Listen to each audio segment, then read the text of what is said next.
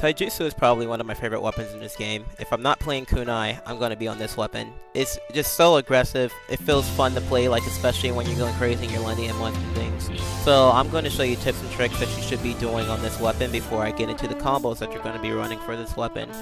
It's very strong, but there also is a few things that you should know when you're playing this weapon. Implement what I show you, and you should automatically get better with practice and time to be more consistent. Here we go.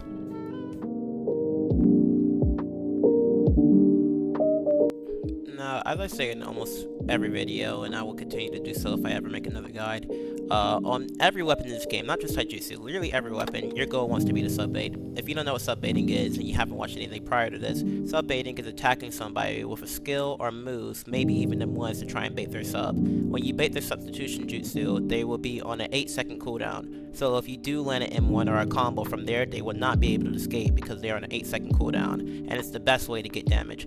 Secondly, we have M1 trading. This is almost a system in every game, but when you M1 trade, it's basically just blocking, and the moment someone hits your block, you attack back. It's like a counter attack or a parry. You're going to be doing this often, but remember, whoever has better ping is going to win that exchange. Thirdly, Taijutsu is mainly played around landing your M1s, so you're going to want to go Lee Armor if you're going to use this build. Lee Armor gives you a 34% damage buff on your M1s, and then you'll have a skill called Chakra Punch.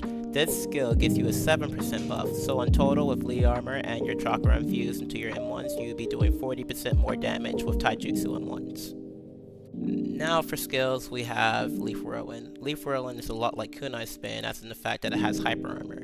It's going to combo a stand, and it also has an M2 variant that's going to guard break, so you can mix up extra discretion. It's really good skill, the only thing it lacks is range, but if anybody's about to attack you, or they're running at you with a move, you can use this as a substitute. And not only that, but you can use it to win almost every one of your M1 trades, even if you're on worst ping. You need to keep in mind that if you were to miss an M1 on someone's block, any good player will probably try and M1 trade you. So instantly use it if you were to miss an M1, and it will almost guarantee to punish them. In most scenarios, worst case scenario, you just don't get punished and you can back up. Now your main skill, and the skill you probably wind up using the most, is Dynamic Entry. You mainly want to use this skill to get behind your opponent's block. On land, it does have stun, so if you want in certain scenarios, like if someone's running away from you or just not expecting it, you can do Dynamic Entry into Lion Barrage. Mainly you want to use this skill just for catching your enemy and getting M1s, but you can find more uses for that as you play the class. Now as you're using Dynamic Entry, most of you may know that this game has a running attack. And basically what that means is when you're running and you click, it should propel you forward a certain distance. So after you use Dynamic Entry, if you click, it should still do that running animation. So after you use Dynamic Entry, find where your enemy is, click, and it should launch you right towards them, confirming it in one for yourself. If they block, like I said, abuse Leaf Whirlwind. You pretty much want to use it all the time. And now last but not least, your main combo extender move, Lion's Barrage. This skill, much like Leaf Whirlwind and Kunai Spin, has Hyper Armor.